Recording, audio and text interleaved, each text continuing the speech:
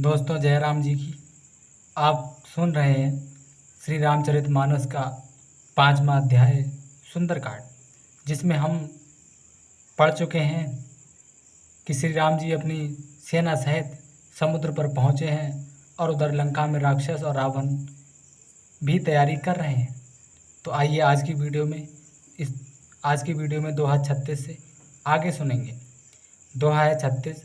राम बान हिगन सरस निकर निशाचर भेक, जब लगे ग्रसत न तब लगे जतन करहु तज टेक। श्री राम जी के बाण सर्पों के समूह के समान हैं और राक्षसों के समूह मेढक के समान। जब तक वे इन्हें ग्रास नहीं लेते, निगल नहीं जाते, तब तक हट छोड़कर उपाय कर लीजिए। ये लंकावासी और लंका के सभी दरबार में इस तरह की बातें हो रही। श्रवण सुनी सठता करि बानी, बिहसा जगत विदित अभिमानी। सभय स्वभाव नारी कर साचा, मंगल महु भय मन अति काचा।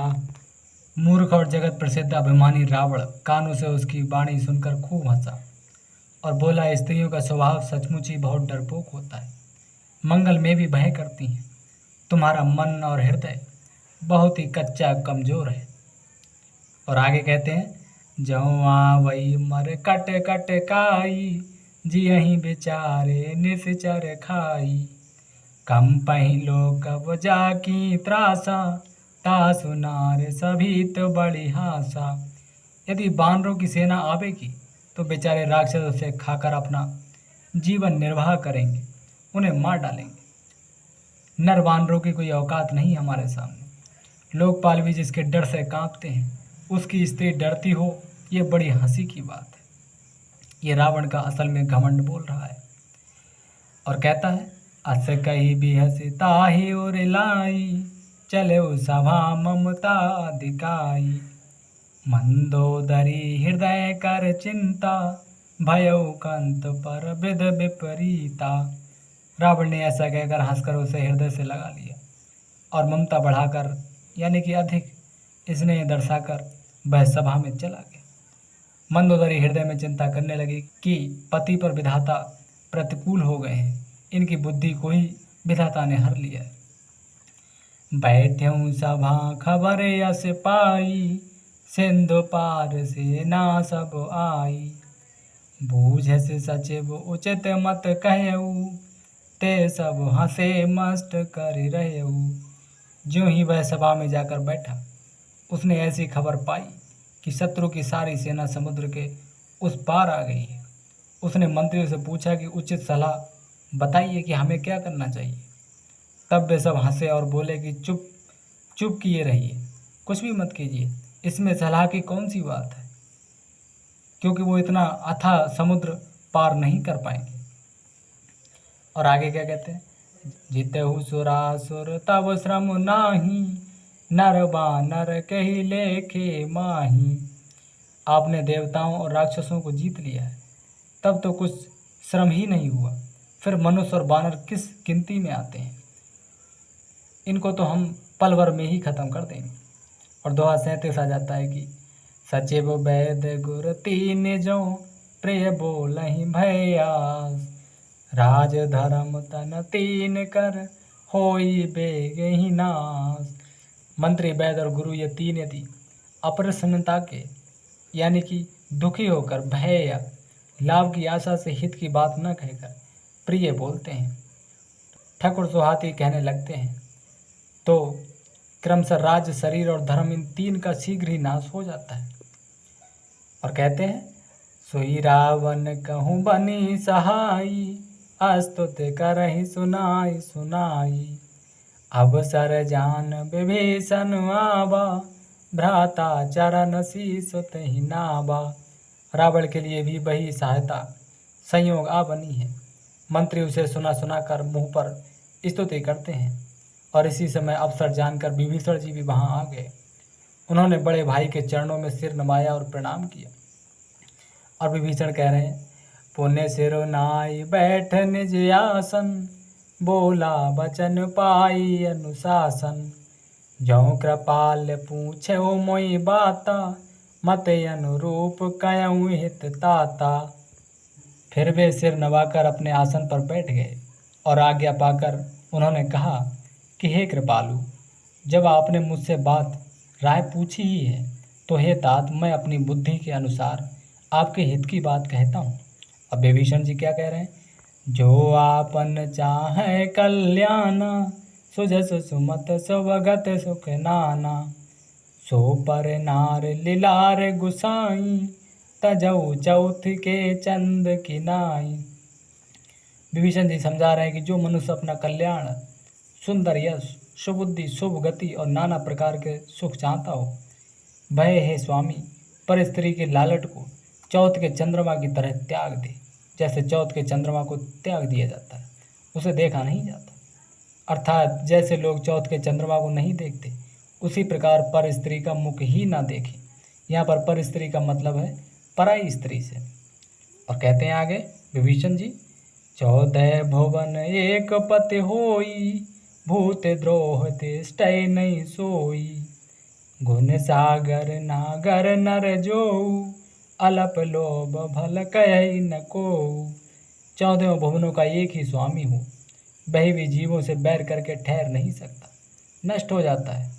जो मनुष्य गुणों का समुद्र और चतुर हो, उसे चाहे थोड़ा भी लोभ क्यों ना हो तो भी कोई भला नहीं कहता। और दोहा 38, काम क्रोध मद लोभ सब, नाथ नरक के पंथ। सब परिहर रघुबीरहि, भजऊ भजई जय संत। विभीषण जी समझा रहे हैं कि हे नाथ, काम क्रोध मद और लोभ, मद कहते हैं नशा के लिए, लोभ कहते हैं लालच को, काम कहते हैं सेक्स को और क्रोध कहते हैं गुस्सा को। ये सब नरक के रास्ते हैं। इन सब को छोड़कर श्री रामचंद्र जी को भजिए, जिन्हें संत पुरुष सत्पुरुष भजते हैं, उनका गुणगान करते हैं। आप भी कीजिए। तात राम नहीं नर भूपाला, भुवनेश्वर कालहु कर काला। ब्रह्म अनामय अज भगवंता, व्यापक अजते अनादि अनंता। हे तात, राम मनुष्यों के ही राजा नहीं हैं, वे समस्त लोगों के स्वामी और काल के भी काल हैं। वे पूरे ऐश्वर्य, वे संपूर्ण ऐश्वर्य, यश, श्री, धर्म, वैराग्य एवं ज्ञान के भंडार हैं। वे स्वयं भगवान नारायण हैं। वे निरामय यानी कि विकार रहित, अजन्मा, उनका कभी जन्म नहीं होता, वो अवतार लेते हैं। व्यापक, अजय, अनादि और अनंत ब्रह्म है। लेकिन रावण इस पर भी नहीं समझता। और विभीषण जी फिर क्या समझाते हैं? गोदिज धेनु देव हितकारी, कृपा सिंधु मानुष तनुधारी। जन रंजन भंजन खल भ्राता, वेद धर्म रक्षक सुन भ्राता। उन कृपा के समुद्र भगवान ने पृथ्वी, ब्राह्मण, गौड़, देवताओं का हित करने के लिए ही मनुष्य शरीर धारण किया है। हे भाई रावण, सुनिए, वे सेवकों को आनंद देने वाले, दुष्टों के समूह का नाश करने वाले और वेद तथा धर्म की रक्षा करने वाले हैं। अतः उनसे बैर मत कीजिए, आप चुपचाप सीता को वापस कर दीजिए। और आगे कहते हैं, ताहि बैर तज नाई माथा, प्रण तारत भंजन रघुनाथा। देहुनाथ प्रभु कहूँ बैदेही, भजऊ राम बिनु हेतु सनेही। बैर त्याग कर उन्हें मस्तक नवाइए, उनसे प्रणाम कीजिए। वे श्री रघुनाथ जी शरणागत का दुख नाश करने वाले हैं। हे नाथ, उन प्रभु यानी कि सर्वेश्वर को जानकी जी दे दीजिए और बिना ही कारण स्नेह करने वाले श्री राम जी को भजते रहिए, स्मरण करते रहिए, इसी में आपका कल्याण है। और आगे क्या समझाते हैं विभीषण जी? शरण गए प्रभु ताहु न त्यागा, बेस द्रोह कृत अगजहि लागा। जासु नाम त्रय ताप न सावन, सोई प्रभु प्रगट समुझ जिय रावण। जिसे संपूर्ण जगत से द्रोह करने का पाप लगा है, शरण जाने पर प्रभु उसका भी त्याग नहीं करते।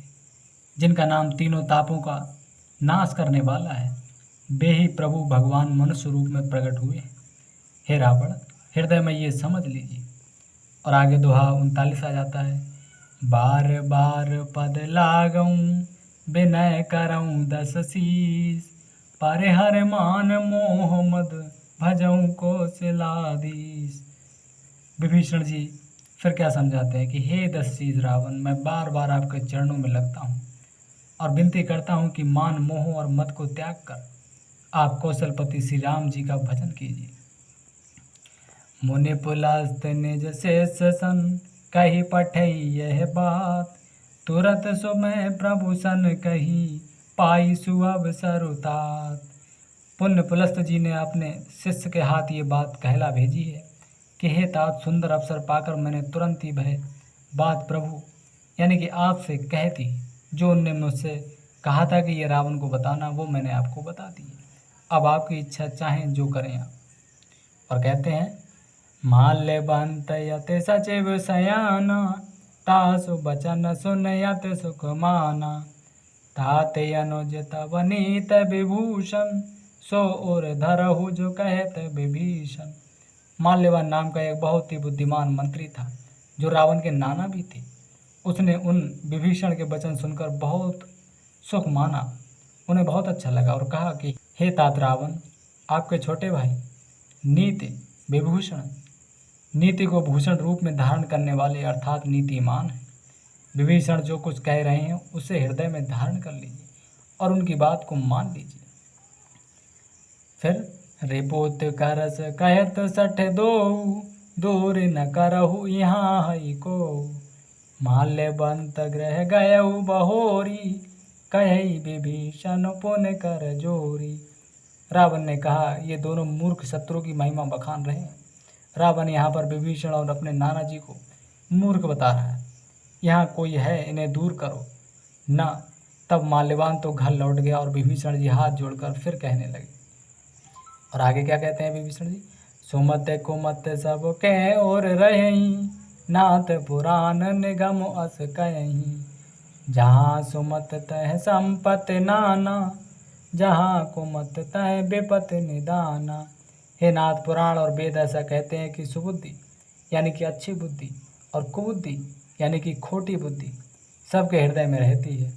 जहाँ सुबुद्धि है वहीं नाना प्रकार की संपदाएं यानी कि अनेक प्रकार के सुख हैं, और जहाँ कुबुद्धि है वहाँ परिणाम में विपत्ति यानी कि हमेशा ही दुख रहते हैं। तब और कुमत बसी विपरीता, हित अनहित मानहु रिपप्रीता। काले रात निश्चर को लकेरी, तई सीता पर प्रीत घनेरी। आपके हृदय में उल्टी बुद्धि आ बसी है, इसी से आप हित को अहित और शत्रु को मित्र मान रहे हैं। जो राक्षस कुल के लिए काल रात के समान है, उन सीता पर आपको बड़ी प्रीति है, उनसे आपको बड़ा मोह है, जबकि सीता आपका विनाश करने के लिए आई। दोस्तों, दोहा 40 कल की वीडियो में पुनः जारी रखेंगे। आप पूरी संपूर्ण रामायण पढ़ने के लिए, समझने के लिए हमारे वीडियो को लाइक करके चैनल को सब्सक्राइब जरूर करें, क्योंकि हम इस चैनल पे पूरी रामायण की कथा आपको छोटे छोटे वीडियोज़ के माध्यम से समझाने वाले हैं।